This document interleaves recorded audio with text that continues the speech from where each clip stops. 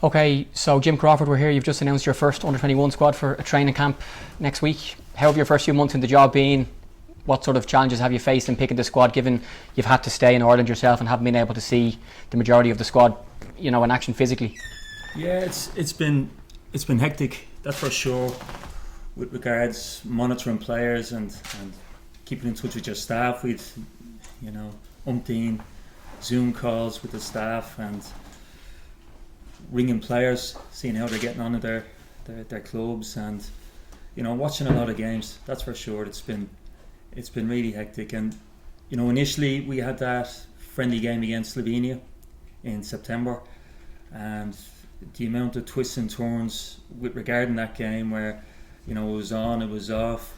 Then we were going to play them in Italy, and then it was off again. Then Finland came into the equation. Hungary came into the equation. So, and obviously everybody knows they've been postponed. And the next best thing is a training camp with the players, and it's a huge training camp. It's an important training camp in terms of getting our ideas across to the players. What we want going forward from the group. It's the group meeting the staff, vice versa, and really looking forward to it. But it has been a challenge, in these difficult times. Yeah, it feels like a long time ago that Stephen Kenny stepped up to be the senior manager a little bit early, and you were appointed the under-21 boss. How did that process work for you, and how happy and proud are you to be the under-21 manager? Yeah, exceptionally proud. It happened so quick, and I had to have a social distance meeting with Stephen, and he told me what he's looking to do, and he said to me about the 21s job, and obviously I was so proud, and it's massive for me and my family. But straight away the work started, and I got down to it the next day, contacting players and watching games.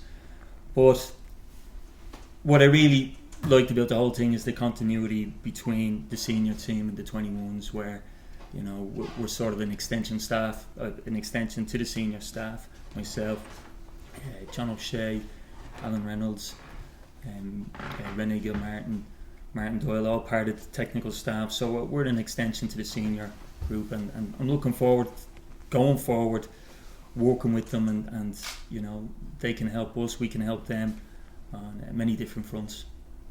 3 games left in the campaign, and that's the purpose of this few weeks ahead, I suppose, to get ready for those matches. Looking at the group, Ireland with 7 games played and 16 points.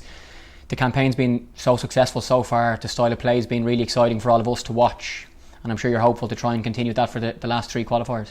Without a doubt, we very first sort of meeting with Stephen and Keith at the time, and it was Dan Connors was our goalkeeping coach at our very first home-based meeting, and Stephen put it on the table. This is the way he wants to play, and we built on it going forward with regards principles, getting those principles across to the players, and in no certain terms, Stephen has said the same with the 21s. He wants the whole thing carrying on as it was. Seems like a long time ago, that's for sure, but the players have enjoyed the style of play, the system of play, call it what you want. And you look at the likes of where Conor Masterson is, and Darragh O'Shea, and we're all fantastically proud of them, and I definitely do think, I'm only naming those 2, but I could go through the whole squad, how they've come on leaps and bounds through the style of play and the encouragement that they've been given from the coaching staff. Yeah, it's a really interesting squad, and some players are with Stephen in the senior group who I'm sure you would have loved to have. Other players are in the squad, like Michael Obafemi, who's very disappointed he's not in the senior squad. You've got 7 players based here in the League of Ireland as well. How would you, I suppose, explain how you picked the squad and the balance that you have in it, with players from the Premier League, Championship, some further afield and some playing here at home? How we pick it is the best players possible that's available to you, and it was, we had, as I said earlier on in the interview, we had numerous Zoom calls with the staff, and we were going through everybody. I tasked the staff to go and look at 3 or 4 players and come back with their findings, and we got together and we decided, okay, what's best for this 21s group. And you mentioned Michael Obafemi, and without a doubt he's disappointed, but you got to say it shows he cares.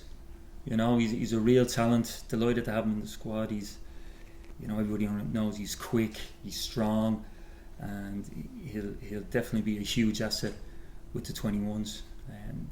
The home-based players, I think, when I say home-based, the lads playing in the domestic league, they're all worthy of a call-up because they're exceptional players. And I think we should be screaming from the rooftops over here that you've got 7 players involved in an under-21s group, and it just shows A, how good they are, and B, how well they're coached at their clubs. And that's really important to us. And as you say, the championship, you go through it. Jack Taylor, since our last camp, which was in November, has moved to Peterborough for £500,000, and he's been excellent with them since he's played. And we're looking forward to meeting him again and getting on the grass with all the players and embedding our ideas going forward. Italy, Iceland and Luxembourg, the 3 final matches in the qualifiers. I suppose what the last few months has given you is lots of time, albeit probably at home or on Zoom meetings, to be able to watch these teams and assess them, even though you faced them in the group before. What's the assessment of the task of those 3, and particularly the match against Italy feels like a big match if the team wants to try and qualify? Yeah, well, first of all, before we went into that, we concentrated on Slovenia. And the amount of work as a staff we put into Slovenia, for that to be taken away from us was a little bit disappointing. But